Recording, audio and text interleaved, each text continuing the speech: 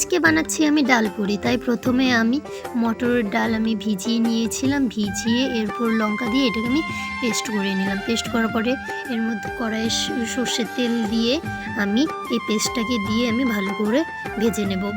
ভাজানোর সময় তখন আমি এর মধ্যে দিয়ে দেব শুকনো লঙ্কা, জিরে গুঁড়ো, গোলমরিচ গুঁড়ো, হলুদ আর নুন দিয়ে এটাকে ভালো করে আমি কষিয়ে নেব।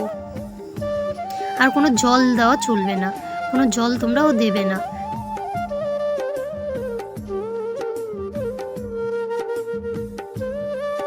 হয়ে গেলে এখন আমি একটা বাটিতে নামিয়ে নেব।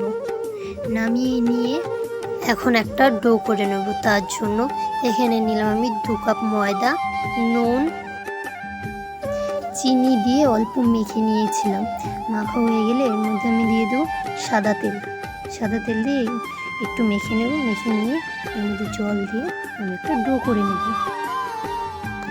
ডোটা হয়ে গেলে এখন আমি লিচি কেটে আর আমি এই লিচিগুলোর মধ্যে আমি পুর ভরে নেব। সেই ভেজে রাখা মটর ডালের পুরটাকে আমি দিয়ে আমি যেভাবে করছি তোমরাও সেভাবেই করে নেবে।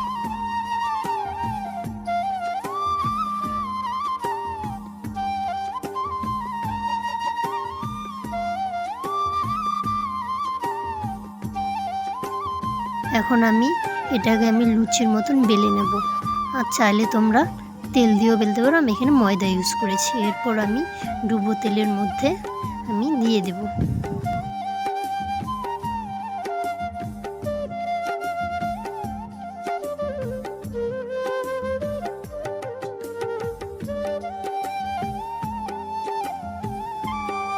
দেখো কি সুন্দর ফুলে এসছে। আমাদের পুরিটা হয়ে গেলে এখন নামিয়ে নেব। তৈরি হয়ে গেল মটর ডালের কচুরি। ভিডিওটি ভালো লাগলে লাইক, কমেন্ট, শেয়ার আর সাবস্ক্রাইব করবে।